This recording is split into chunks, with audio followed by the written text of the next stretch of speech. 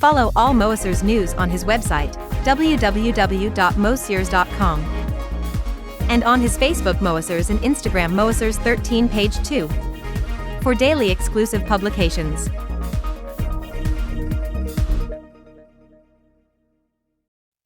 Hello and welcome on Moaser for this new Quick Friday video, and today we are going to see a practical case, very specific and very asked by user, how to have under control two different parts with two foot control pedals, and it's not so easy to done, it's not very complicated, but you need to find a good way, and I have found it.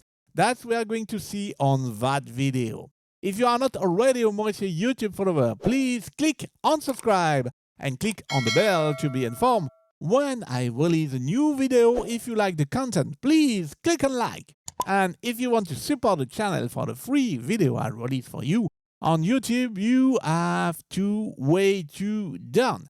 The first way can be a quick donation by the super thanks bottom right of the video, or you can take a monthly fee and become a Moaser community member to have some benefits like video in previews from several weeks without add-ons. And you can have, as an example also, if you book a masterclass with me, you have more time, 15 minutes more.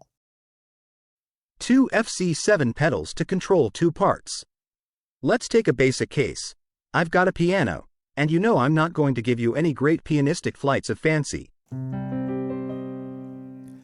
I want to be able to add my strings part 2 and my pad on part 3 with my foot control pedals. At the same time, I don't want to block my faders using for any other parts. If you unactivate the volume plus expression parameter reception, you have no more control over the faders.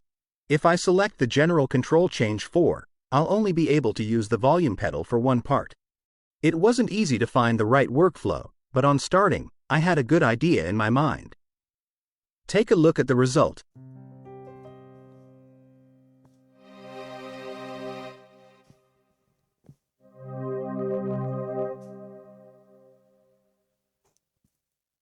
You've heard it work.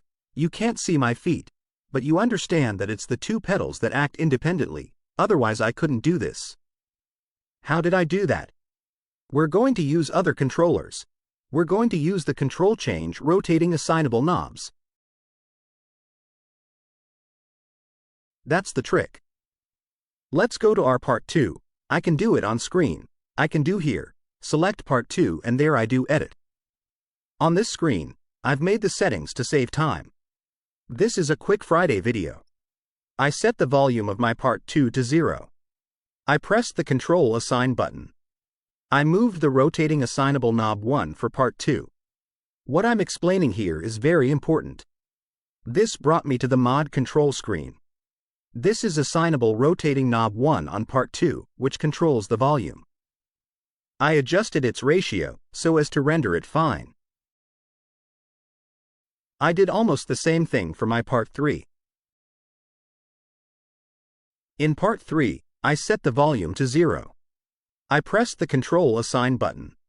For part 3, I moved here the rotating assign knob 2. This is super important. I took the assignable rotating knob 2 from part 3. Because, if you use assignable rotating knob 1 for part 3, it won't work. The two parts' volumes will be linked. It's not really logical, but that's how it works. Assignable rotating knob 1 for part 2, assignable rotating knob 2 for part 3. You adjust your ratios as you wish, they won't necessarily be the same. Now let's go back to our Performance Edit Common. We need to link our assignable rotating knobs for the part level to the assignable rotating knobs at the common level. On this screen, for common assignable rotating knob 1, which by default is under Super Knob Control, I've linked it to assignable rotating knob 1 of my part 2. For assignable rotating knob 2 common of my performance, I've linked it to assignable rotating knob 2 of my part 3. Here too, I can adjust the ratios if I wish from this screen.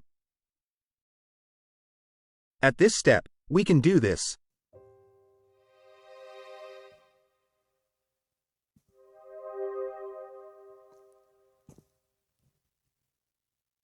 Now we need to link our foot control pedals to the common 1 and 2 rotating knobs.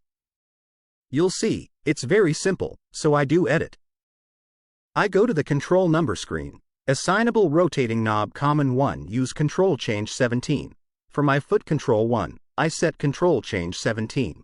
Assignable rotating knob common 2 use control change 18. For my foot control 2, I've set control change 18. Now, a very important point, if you still want to use the super knob by hand. In this video, I tell you everything, I explain everything you need. You go to motion control, go here to super knob, and unactivate the link for rotating assignable knobs 1 and 2.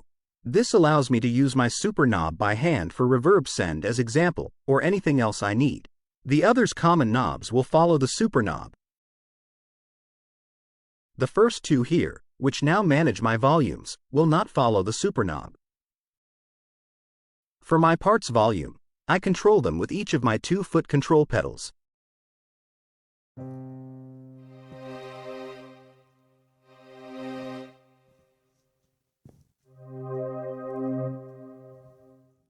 This is video ending. I hope you have liked it. I hope you have find it interesting. As a reminder, you can book your Moisure Masterclass directly on the Music Arcspace platform. See you soon for one other Moisure video. Bye.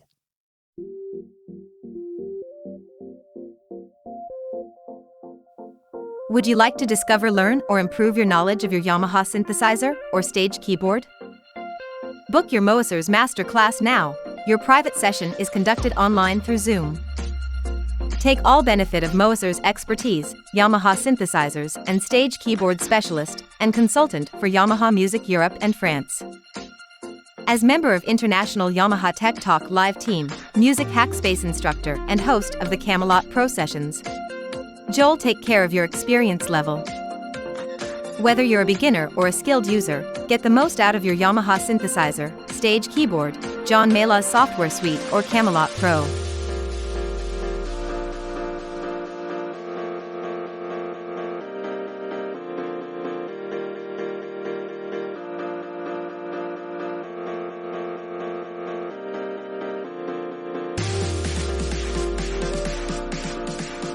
Book your session for your personal Moisures 1-to-1 session. It's available for users all over the world through Music Hackspace platform. It's easy. Select your date and time from the Moisures calendar available slots on your time zone.